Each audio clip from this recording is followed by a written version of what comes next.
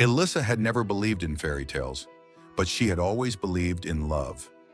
Raised in a warm, supportive home, she had been taught the values of strength and independence. Even when life had been difficult, she carved a path for herself as a single mother, building a stable and successful career while balancing the demands of motherhood with quiet determination. Her 7-year-old son, Noah, was the center of her world, a bright, curious child who filled her life with laughter and wonder. She hadn't been looking for love when she met Daniel. It was an ordinary evening at a charity event, an obligation rather than a desire. The room was filled with well-dressed socialites exchanging polite smiles and empty pleasantries. She had been sipping her wine, scanning the crowd for a familiar face when he approached. Daniel was charming in an effortless way, his suit perfectly tailored, his smile confident but not arrogant. His light skin contrasted with her deep brown complexion, but he didn't seem to notice, or at least pretended not to. Their conversation flowed easily, his attentiveness making her feel seen in a way few men had before. When she mentioned her son, she braced for the hesitation most men showed upon learning she was a mother. Instead, Daniel smiled. "I admire that," he had said warmly. "Being a single mother must take incredible strength." That night, something shifted inside her.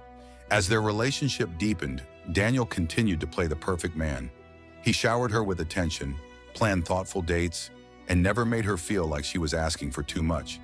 He even made an effort with Noah, bringing small gifts and engaging with him. But Noah, perceptive beyond his years, was wary. At first, Alyssa assumed it was just the adjustment of having someone new in their lives. But over time, she began to notice things. Small, easily dismissible things that gnawed at her subconscious. Noah never rushed to Daniel like he did with others. He never reached for his hand or climbed into his lap the way children do with adults they trust. Instead, he stayed close to Alyssa, his small fingers curling tightly around hers when Daniel was near. One night, as she tucked him into bed, she asked softly, "Do you like Daniel?" Noah hesitated, his brows furrowing. "He's nice," he finally said, but there was something uncertain in his tone. She kissed his forehead and reassured herself that he just needed time. As time passed, subtle yet troubling behaviors emerged. Daniel was never overtly unkind, never cruel, but there was a detachment, a coldness toward Noah. He acknowledged the boy, but without genuine interest, like one might acknowledge a coworker's child at a holiday party. Alyssa occasionally caught flashes of irritation in Daniel's eyes when Noah spoke too loudly or interrupted. One evening at Daniel's apartment, she heard a sharp intake of breath from the living room. Peering around the corner, she saw Noah on the floor, toy cars scattered around him, his head bowed slightly. Daniel stood over him, his posture rigid. "Everything okay?" she asked. Daniel's expression smoothed instantly, his easy smile returning. "Of course. Noah just spilled his juice. We'll clean it up." It seemed trivial at the time, but later that night, she noticed a faint bruise on Noah's shoulder. When she asked, he simply shrugged. "I don't know," and she let it go. Over time, Daniel's patience with Noah grew thinner. He corrected him more often, telling him to sit still, to be quieter, to behave. Always subtle, just enough for Alyssa to rationalize it away. Then one evening, Daniel proposed. The moment was beautiful, romantic, intimate, everything she had once dreamed of. "I love you," he had said, "and I love the life we're building. I want to spend forever with you." She ignored the flicker of doubt, the way Noah remained silent when she told him the news. She convinced herself that Daniel was the right choice. As the wedding approached, the tension grew.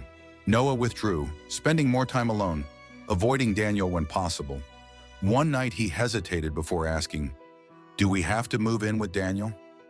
Alyssa reassured him that it would be good for them, promising that he would have his own space and that Daniel would take care of them. Noah nodded, but his uncertainty remained. A week before the wedding, Daniel's mask cracked. While Noah was brushing his teeth, Daniel sipped whiskey in the kitchen, his posture tense. "He's too soft," he said suddenly. Alyssa looked up, startled. "Who?" "Your son," Daniel said. A chill ran down her spine. "He needs discipline." "He's 7, she countered. "He needs love and patience." Daniel exhaled as if reining himself in. "I just want the best for him, for both of you." She wanted to believe him, but the doubt gnawed at her. The night before the wedding, Noah came to her room hesitant. "Can I sleep in here tonight?" Alyssa felt her chest tighten. "Of course." As he curled beside her, he whispered, "I don't want him to be my dad." She swallowed hard, pressing a kiss to his forehead. "You'll always have me, no matter what." She wished she had listened. The wedding day dawned bright and perfect.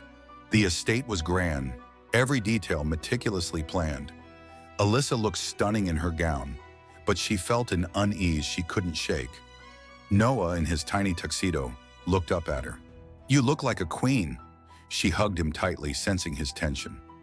As they descended the grand staircase, Daniel waited at the bottom, surrounded by his friends. His gaze landed on Noah, his expression hardening. "Stand up straight," he snapped. Noah obeyed immediately, his small shoulders tensing. Alyssa's stomach twisted, but before she could react, the music began. The ceremony was flawless, but inside, Alyssa felt like she was standing on unstable ground. When the officiant asked if anyone objected, silence followed. But inside, something shifted. She ignored it. The reception was extravagant. Guests laughed and danced, champagne flowed. Then across the room, Alyssa saw it. Noah reached for a piece of cake, his fingers barely touching the plate before Daniel's hand clamped down on his shoulder. Then came the unmistakable sound, a loud slap. Silence. Noah stumbled back, a red mark blooming on his cheek, his wide eyes filled with pain and shock. The room froze. Daniel towered over him, his expression tight with fury. "How many times have I told you to behave?" His voice was low, but his rage was clear. Alyssa's vision blurred. Fury erupted inside her.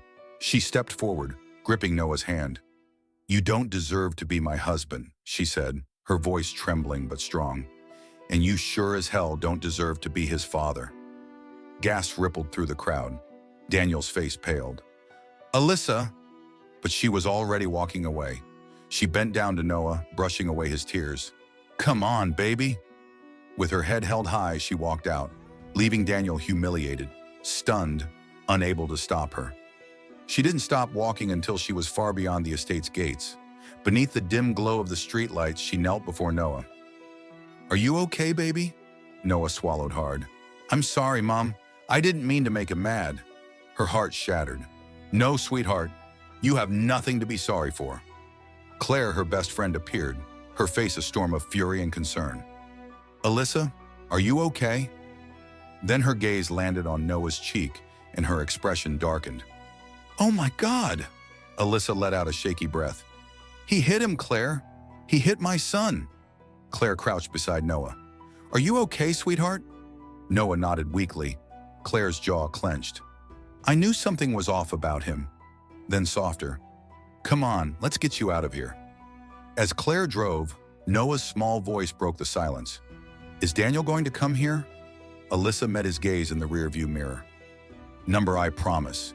He's never coming near you again." The next morning, she took action.